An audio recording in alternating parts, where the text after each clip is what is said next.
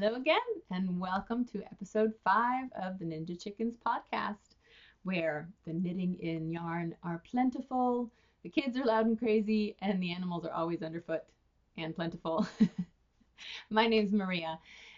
You can find me on Instagram as ninja.chickens. You can find me on Ravelry as Ninja Chickens. And there's a Ravelry group, the Ninja Chickens podcast Ravelry group, where we have all kinds of fun discussions and giveaways, and come join and say hello. This is a mostly knitting and fiber related podcast. I do have a little homestead, so I'll talk about that sometimes, and I also homeschool, so sometimes I'll talk about that. I'll put those things towards the end and have all the fiber in the beginning, so if that's all you're interested in, you can log out when I'm done talking about the fiber stuff. Let me see. I live in just outside of Asheville, in North Carolina, with my husband and my 2 kids, and lots of animals. Chickens, cats, bees, maybe one day sheep, if I can talk my husband into it. So let's get right into it. I am wearing my one and only finished object this week. This is the house cardigan, and it's a little darker than that in real life. Let's see. Yeah, here's a good color back here. It gets a little brighter when I get close. Sorry about the beeps. I can't figure out how to turn. I turn everything off on my computer, but for some reason the texts still come through. Even though it's off, I'm looking at it, it's completely off. So my friends are saying hi. That must be what's happening. So the house cardigan, it was knit, it's by Dora Stephenson, and I knit it with Let Lopi, Istex Let Lopi yarn. And I really like it. This is my first time knitting with this yarn. It's an Aran weight yarn, an Icelandic Lopi. And actually I have some samples right here. It knit up really nicely, partly because it grabs. It's a little sticky. So it holds on to itself and makes, I feel like, a nice sweater because it fills in the spaces, if that makes sense. Once it was blocked, it seemed like everything kind of bloomed and filled in all the spaces. And so it's nice and warm. It's nice and warm and squishy. It's Icelandic, so it is going to be a somewhat rustic, itchy yarn, but honestly, I'm wearing a 3/4 length sleeve underneath this, so I've got it on my arms, and that doesn't bother me at all. The only place that itchy yarn usually bothers me is right here, and if this had a collar, I would probably want to wear a turtleneck or something underneath it, but it's not bad at all. And I put a little conditioner in the blocking water, so that helped soften it out, and I know as you wear it, it gets softer. But the yarn is so nice that I don't want to not use it just because it's a little itchy. Because honestly, I feel like a lot of the yarns that are smoother or softer don't bloom as well. Maybe that's not true. Definitely the superwash yarns don't seem to bloom and fill in the space as well for a good sweater. They seem a little chillier, I feel like. BFL is a nice one that's still fairly soft, that blooms well, but I really like this Icelandic. I'm enjoying knitting with it so much that my next 2 projects are also going to be in this same yarn. But let's see. I knit the large pattern, and I have I'm a little person. I'm only 5'3", but I have a large chest, not boob wise, but rib cage wise. I wear about a size 37 around my chest. So I knit a large so that it would be big and cozy. But when it came to the sleeves, because of how loosely I knit my ribbing, when I cast it on what was the 58 stitches? 54 stitches on a size 7, it was massive. They were huge. They were like out to here. And so I decided to take that all out, and I cast it on I cast it on 48 stitches instead, on a size 4 needle instead of size 7, so that, and you can see it's still big, it's still a good size, but it fits much better. And then I just increased to the size I would need for a large up the arm, and that's the only change That's the only change I made to the pattern. I also learned how to crochet, which that was a lot of fun. I really like this border. You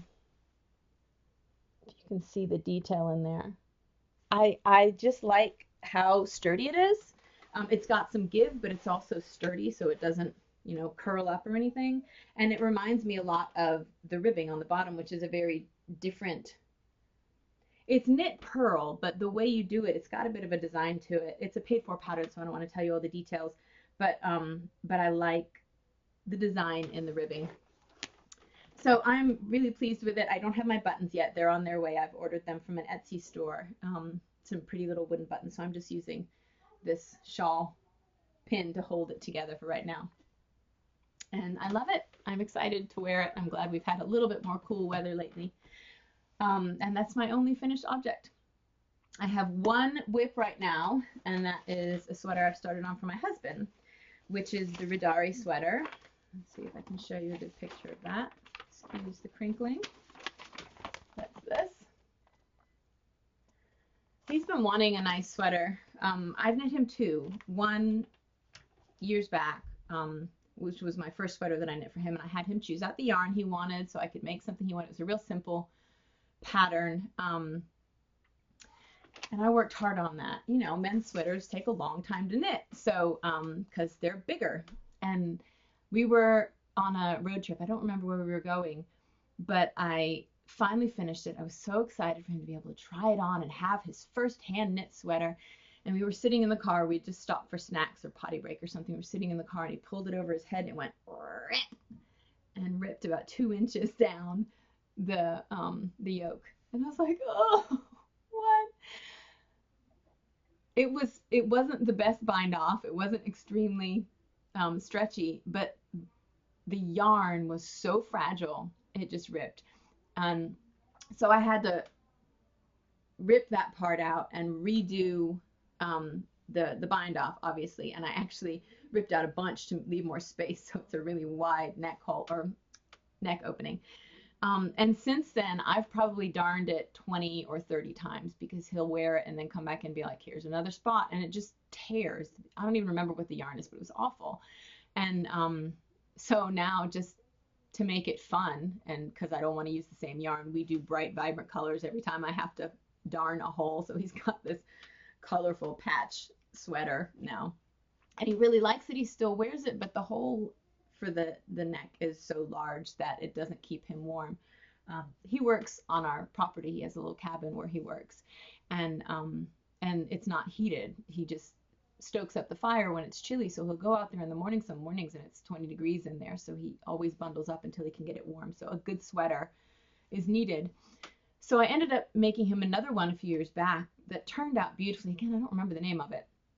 It had a real pretty cable patterned on the front and on the sleeves, and it was supposed to be a cardigan, and he's not really a cardigan kind of guy, so I knit it in the round until right here, and I didn't want to have the same problem with it ripping, so that's when I separated it and kind of made a little open collar right here, and then put a zipper on it so he could close it all the way and it will come up to here and keep him nice and warm. But it ended up being really stiff, and so it would bother his throat. So we took the zipper out and just let it flap open, but now it's got this big old collar. So he doesn't wear that one as much as he should either. I was thinking of actually ripping out a little bit of that and just doing a crochet collar on that. We'll see. Because even if it looks funny, it doesn't matter because he's not wearing it now anyway. If it looks funny and he wears it, then I'd rather him wear it. So I decided, time to make him another one, and now I know how to do better bind offs. So I'm making him this one, and I said, well, what colors do you want in it? Because, yay, it's color work. I could do lots of colors. He said, how about gray? I was like, and? He said, well, just gray, like, you know, shades of gray. And I was like, really? An all gray sweater? So this is what we've got so far. Let's see. Well, let me show you the whip. I just cast this on this morning. So I've got, I'm doing the sleeves first so I can get those done and out of the way, because sometimes those feel like they take forever. So here's the arm, the beginning of the arms. I'm doing them 2 at a time because, again, that makes it feel faster to me. And here are the colors I've got. And then, you know, it would be beautiful. It's 4 shades of gray. Um, this one's a really dark one, but still a dark gray. And I think that'd be pretty, but because I have some, I thought, well, I'll get these 2 color yellows, like the mustard and the gray yellow, just in case he changes his mind and wants a little color in there. And if not, I have another project for these, but that's what I'm going to be working on over the next few weeks to see if I can get that ready for him before winter ends, though it's been crazy warm around here lately. We've got frogs in the pond and daffodils up. Half of my fruit trees are already blooming and they're about a month early. So if we have another hard frost, that's going to kill them all off. And if we don't, then part of me wants to have another hard frost so I can say, oh, good, global warming's not horrible just yet. And part of me wants to not have a hard frost so that everything will live. But then it makes me feel like, wow, we're just getting closer and closer to all summer, all the time. Yeah, I'm going to have to move to Iceland with my son so he can have his snowy winters. And I'll have places to wear my sweaters. Anyway, so that is my whip. It is being knit again with that Lopi. I think I'm supporting Tolt right now. Tolt Yarn and Wool is where I'm getting all of this because they have a really nice selection of colors. But every couple of weeks I put in another order for a sweater's quantity of yarn. They've started sending me little thank you notes that say, happy sweater knitting, because I put in so much. So I actually just put in an order last night for my son because he wants a sweater. It's actually by the same person. I'm jumping all over the place, aren't I? So the Ridari sweater is written by Vedis Jonsdottir. I think that's how it's pronounced. And she has another sweater for kids that's very similar looking. And Leaf wants something similar to this, my son, except he wants a Minecraft sword on the top for the color work. So I've made that design so he has a little Minecraft sword. And and yeah, so I ordered a bunch of more Lopi for him. But his is going to be fun. He wants a bright red sweater, and he wants Minecraft jewels along the top. So there's going to be red and black and blue and green and yellow and all kinds of colors in there. I think it will end up looking good. I don't think it's going to be too crazy, but it'll be fun. And then this one is knit on a size 7. So far, exactly what the pattern's calling for. I'm doing my husband's not a large person, but according to the last sweater I knit him, which fits him well, he would need an extra large in this sweater. So that's what I'm doing. We'll see how it fits. And if it's a little big, that's fine because he's going to want to layer underneath anyway if he's going out into the office. And that's that. Let's see. So here's the sweater that I'm going to cast on soon for my son. It's not the best picture right there. It's called Verur, I believe. And this, if you can see it, this is what I've done. I'm going to make this the repeat up top. So he's got, it'll be part of the repeat, the bottom part. So he's got Minecraft swords on the bottom of it. He's really excited. I'm excited about it. I think it's going to be fun. And he likes wearing my knitted stuff. I posted something recently on Instagram where he helped when I was sticking this, when I was cutting the middle, because the house cardigan was knit in the round, and then you sew on the sewing machine 2 lines straight down the middle, and right in between those 2 lines you cut it. That was my first time really sticking something big, and I loved it. I was having so much fun listening to that as you cut the yarn. It's such a good sound, and it was so satisfying to open it up and have a cardigan. But my son was standing on the bed filming it, and he's always like, I don't prompt him or anything. He'll say, oh, Mommy, that's so beautiful. Oh, Mommy, I like this. Or he'll come over and pet the knitting, and he's just enthusiastic. He loves seeing the finished products, which I think is really cute. So when I asked him if he wanted a sweater a few weeks back, and he said he wanted a sword on it, I got started, thinking about which one would be right. And yesterday is when I designed the sword and started looking at colors, and he helped me pick them out. And he was like, okay, get started on it right now.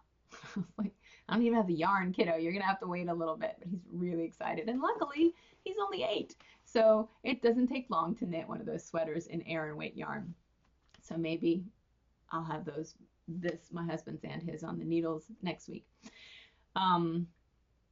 Yeah. So I did a video of the steeking and put that on my Instagram, and you can hear him in the background going, nice. It's really cute because he's still got a little boy voice, you know. It's real sweet.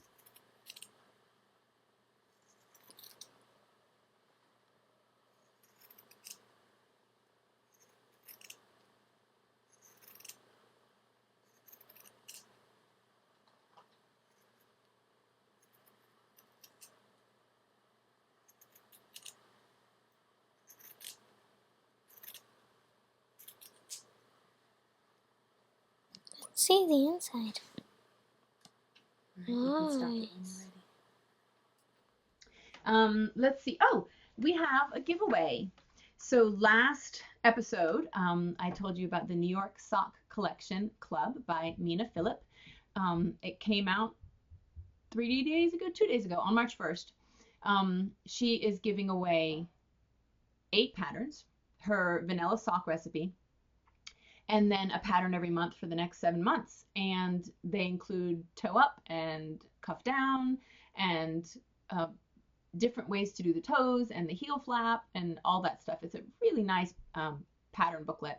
So she gave us one to give away to you guys, and then I added some yarn and some teas with that. And the prompt for the entries on the Ninja Chicken Ravelry group was basically tell me about something romantic in your life. It was inspired by Valentine's Day, but it didn't have to be related to Valentine's Day.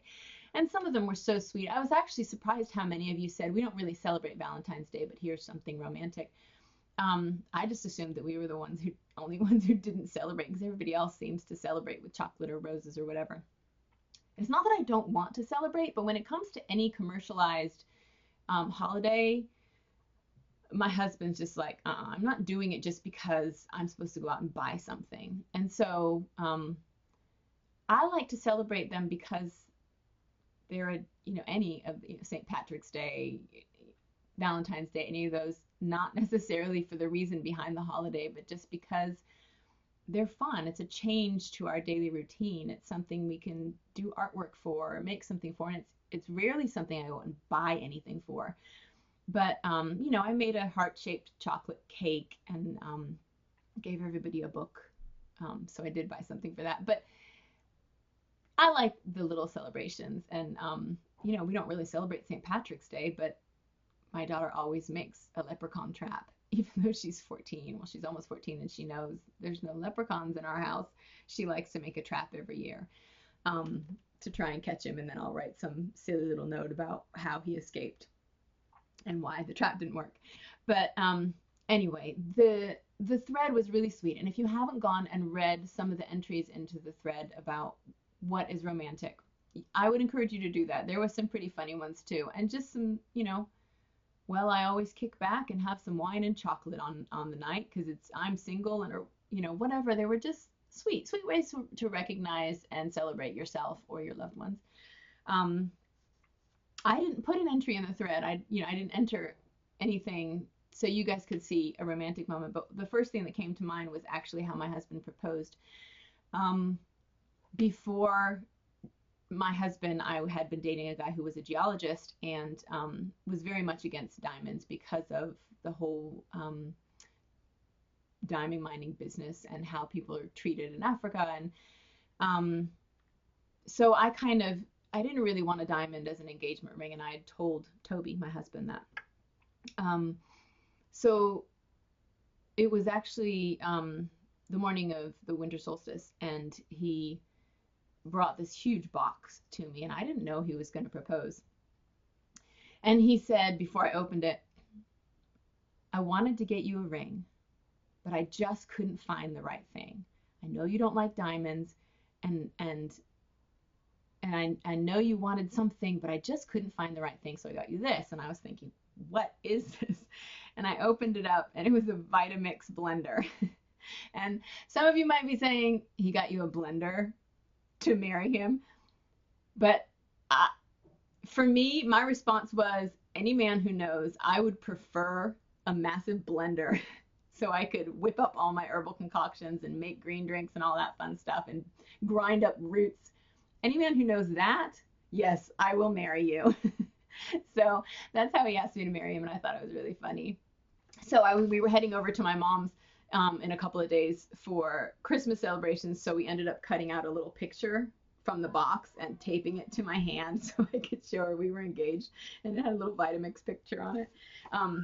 Those of you who don't know what Vitamixes are, they are high-powered blenders that can grind up pretty much anything. And it's still going. It still works fine. Actually, I was talking to him about it because of this thread in the Ravelry group, and how that was the memory that I thought about. And I was like, that blender's actually been sounding a little bit weird lately. It might be time for another one. He's like, what, another husband or another blender? But it's the timing is off a little bit. And he fixed it. Now it's working great. So, and it's been working for 14 years. That's a pretty good blender, especially with the way I treat it. So the winners of the giveaway. Woo, we're just going in circles, aren't we? I closed the thread on February 28th so that the winner of the sock club could get it March 1st when it came out, and have contacted these people. The winner of the sock club was, they were all drawn through random.org. I just plugged in the numbers. I think we had 102 official entries. The winner was number 10, who was Arletha, or Crafty Stockinette on Ravelry, and she said, having dinner by candlelight with my hubby is her favorite romantic thing to do. So she's already been contacted. She actually already has her yarn and everything. So congratulations, Arletha. The winners of the teas are Robin, who was entry number 25, or Knitter Mama 7 on Ravelry. And she said, I just try to be extra mindful on Valentine's Day. We also splurge on special chocolate to eat and nice oils to use together, which sounds really sweet. And then the second tea winner was entry number 80, and that was La Ta Ma on Ravelry. She said, Valentine's Day is mostly about friendship in Finland. It's even called Friends Day. I'm not generally a romantic person, but the nicest memories involve weaving friendship bracelets for friends as a child, which I think was sweet. We used to do that too. I made a lot of friendship bracelets. And I think that's cool. Friends Day, I like that also, especially for those people who aren't in relationships or who don't want to celebrate a commercialized Valentine's Day. I haven't heard from La Tama, so if that's you on Ravelry, then let me know so I can get you your tea.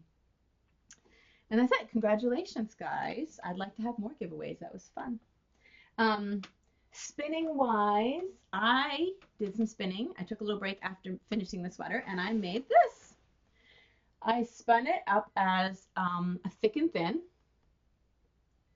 So some real thin parts and then thick bumps. And those thick bumps are what make the coils when it's plied. Let's see if I can get a little closer so you can see it better. There we go. Isn't that fun? I wanted something fun and playful to spin. I feel like sometimes when I get into just a real even fingering weight or sport weight spin, it takes a while if you want to have a big chunk of yarn. And with this being all just knitting in the round for most of it, except for this one little part here, I wanted something playful to spin, something different to do. And this is fun, and it doesn't take as long because these bumps use so much fiber. It goes pretty quickly. So what I did was, so this is Fiber Joe, and it's 19 micron merino, and I spun it thick and thin, like I said, and then I plied it on a commercial yarn, let's see, or a commercial thread. See if you can see that. Got to stop focusing on the background. There we go. It's kind of coppery colored, if you can see it in there. And it's nice and strong. It's actually just called a core spinning thread, and I got it at my local fiber shop, yarn shop. And I hold on to that fairly tightly and let the thick and thin yarn kind of spin around it. And then when I get to those bumps, I push them up to make that little close coil. I don't think I have a video of that actual part. I have a video of spinning the thick and thin, and I'll put that in here, but I didn't make a video of the coiling. But you can find that if you look up spinning beehives or coil spinning, you can find those on YouTube. And it's a lot of fun to do. For something like this, people have asked me, well, how do I knit it? Because you really don't necessarily want a sweater in this. For a kid, it might be good, but it might look a little crazy for an adult to wear a sweater with this. But it makes a really nice accent piece for a brim around a hat or for the bottom of a sweater or, the edge of a shawl, a cowl. It can be a really nice piece to make the pattern pop, which is fun. I don't know what I'm going to do with this. I don't know if I'm going to keep it or if I'm going to put it in the store or what. We'll see. But I like it. It reminds me of spring. It makes me think of Easter. Okay, so that's it. That's all the spinning I've done. I do have some acquisitions. I met the woman who runs Rock and String Yarns at a festival last summer, and she has a lot of self-striping, and her self-striping are beautiful. The colors that she puts together are just gorgeous. In fact, I have one right here. Let me see. I have two. These are the two that I got last year. I haven't worked with them yet, but I want to. One of them was supposed to be specifically for my daughter. That was this one. It's called Zombies Walk at Midnight. It was a Halloween colorway. And in it, it has some specks of red. And so I was going to use those. I was going to use those to make a slip stitch. I thought it would look like little drops. I thought that would be neat. And then this one is Mountain Twilight, which is another beautiful one. And they're all self-striping. I'm going to hold them back here because I feel like the color's a little bit better back here. But really beautiful. So I saw on her Instagram feed, Erin is her name, that she was having a big sale. So I had to go and get some. And I'm not much of a pink person, but man, I was into this pink. So here's the first one. This one is called Dirty Girl. And look in there. It's got little black speckles. Don't know what I'm going to do with it, but I really like it. I think it would be really nice with a shawl, as a shawl, maybe even with this. Possibly. This one, I'm not sure of the name of this one, but it's grays and golds. And just so pretty. They're both, I believe they are both merino and nylon, so they would make good socks. But yeah, it's hard to pass up a sale from a company that you really like. But that's it. That's all. I mean, well, other than all the sweater yarn that I got, this is the only stuff that I got that didn't have an intention for it yet, but it's really pretty. So I don't know what I'm going to do with it. But Rock and String Creations. And I think that's her website too. They're from Kentucky. And yeah, she has some beautiful colors. If you like self-striping sock yarn, you should definitely check her out. She has a nice way with color. So I wanted to ask you guys about festivals because festival season's coming up, and I want to go to some. I always go to SAF, which is the Southern Appalachian Fiber Festival, because it's like 30 minutes from here. It's in walking distance to my mother's house, so that one's easy to go to, and it's a big festival. Lots of fabulous classes and a lot of really nice vendors and other types of animal shows and stuff like that. But I want to go to another one, and I'm hesitant about Rhinebeck and Maryland because they are so big. And I've heard so many people say that you don't really get to see the vendors because it's so crowded. You just get to visit friends. But I also want to go because I've never gone. Rhinebeck is always the week before SAF, so I probably won't make it there. But I'm thinking about Maryland this year. It'd be fun to take the train up there, and then I'd have lots of time for knitting, and I could see the countryside, and riding a train is always fun. You guys in Europe might not think so because I know there's so much access to trains and public transportation over there, but in the United States, there's not. It's cars, and that's it. So riding a train is a really special treat for me. So I think that would be a lot of fun. I'm also thinking about the Vermont. I think it's Vermont Sheep and Wool. But that one is in September, I believe, which would be a beautiful time to go up to Vermont. And I have family in a lot of areas of New England, so I could visit them. But that one might be fun. Which festivals are you going to? I would like to hear. Let me know in the episode thread. And if there's any that you recommend that you say you absolutely should come to this one, especially if it's in a train ride distance, because that would be a lot of fun. Okay, so we have fostered in the past cats from one of the local shelters, Brother Wolf Animal Shelter is what it's called. And that's how we got Cookie Dough, who you met a few episodes back. And we also have two more, so we have 4 cats total, to my husband's despair. He loves animals. He also likes to travel and doesn't like to worry about them when he wants to travel. But we have lots of friends who can take care of our animals while we're gone, which is fine. But anyway, we have 2 more. You've met Isabella and Cookie Dough. And we also have Oreo and Maxine. Oh, careful.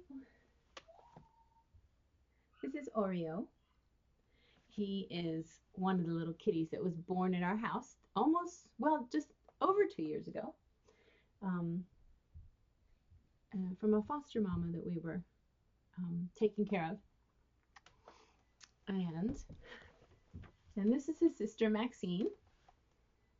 She was the 5th of 5 kitties born to our foster, Callie, we called her, and let her go. They want to go outside. So we fostered a pregnant kitty 2 years back who she had been found at a dumpster in a gas station, and they took her in. She's super sweet, really gentle, really loving, and the Brother Wolf Animal Shelter took her in and looked for someone who could keep her in their home while she had her babies and nurse them. And so we offered to do that. So we fostered her. Her name was Callie, and she was just the sweetest kitty. And she got along fine with our cats. We tried to keep her in one specific room so that just in case our cats didn't get along, there wasn't a problem. But she kept her big old pregnant belly and all kept jumping over the baby gate that we had to get out and explore the house. So we let her explore. And then we actually had her, I guess, a little over a month. And then one morning around 8 a.m., we could tell she was going to go into labor. So we, helped her make a nice little nest box and put her in the bathroom where the other cats wouldn't mess with her. And she could have some quiet and some dark. And we were able to see all 5 kitties be born. We were real quiet. We kept the lights off and got to see all of them born. The first one we called Odin. He was another red tabby, but he was the first and super strong. And he went to a really good home once he had nursed and was neutered. And then the second one was Oreo, who you've met. And then there were 2 other red tabby boys. And then the last one was Maxine, who was kind of a peachy colored. So she was the only girl of all 4, or all 5. And the other 3 went to great homes. And we kept 2. So my husband said no more fostering because every time we foster, we keep kitties. And we're called foster failures. That's what they call them at Brother Wolf, because we fail to give them away once we foster them. Anyway, those are the last of our kitties for right now. So and they just turned 2. They were born February 11th, 2 years ago. So we had a little party and some tuna for them. Okay, so I think the only thing that's left is the recipe. This week I did not do a tea. I did something else that I thought would be a lot of fun. In case any of you did get the ingredients for last episode's Valentine tea and have extra rose hips, I thought I would do something with rose hips. This is super simple, really tasty, and will help get a little extra vitamin C and nutrients in your diet during the cold and flu season. It's rose hip jam, and all you need is rose hips and apple juice. You can get rose hips from many different companies, but when you get them, just make sure that you take out the little seeds. Those won't soften up and will be very crunchy when you chew them, and occasionally there are still some seeds left in there. Usually it's been sifted so that you don't have the seeds. We actually have some roses on our property that we gather rose hips from, which is really nice. And then, right, rose hips are a little bit tart. They're kind of sour. You'll taste that vitamin C in there, but it makes, with the sweetness of an apple juice, makes a really nice jam. So all you do is you take you could use a pint jar or a jelly jar, and you fill it a quarter of the way full with your cut and sifted rose hips, de-seeded, definitely. And then you're going to cover it 3/4 of the way. So the jar is 3/4 of the way full with apple juice. That's it. Then you let it sit on the counter, or you stick it in the fridge for a couple hours. And the rose hips will soak up the apple juice and thicken it from the pectin that they've got in there, and you have a nice jam. If it's too thin, add a little more rose hips. If it's too thick, add a little more apple juice, but it should be a nice jam consistency. You can spread it on bread and butter. You can put it in your oatmeal or your yogurt. I eat it by itself because it's really tasty. It is on the tart side, but not horribly. I mean, it's nice, I think. So that's it. You can also put it in the blender if you want it to be a smoother consistency, if you don't like having the little bits of the rose hips. And once it's thickened, definitely keep it in the fridge, because it will go moldy if you leave it out too long, or if you leave it in the fridge too long. It's something you want to probably use within a week or two, but it's super easy to make and fun to make with kids too. So that's it. That's your rose hip jam recipe for the week. I hope you all have a fabulous next couple of weeks. I can't believe it's March already. I'm already starting to think about summer plans and camps and fun stuff like that. And summer knitting. Why am I getting into all these sweaters now when it's almost the end of winter? I don't know. I'll make them so that everybody can fit into them next year, I guess. Thanks for joining me. It's always so great to chat with you guys, and thank you for leaving comments and information and chatting in the Ravelry group. I'm really enjoying it, and if this is your first time joining, thank you for sticking with me for it all. If you want to get notifications when the next one comes out, you can subscribe. It won't send emails or anything. It just, well, it will. It's not going to be spam emails. It just lets you know when the next episode comes out. So yes, have a fabulous next couple of weeks. I will talk to you guys soon. Happy knitting. Bye. If that mockingbird won't sing, Papa's in a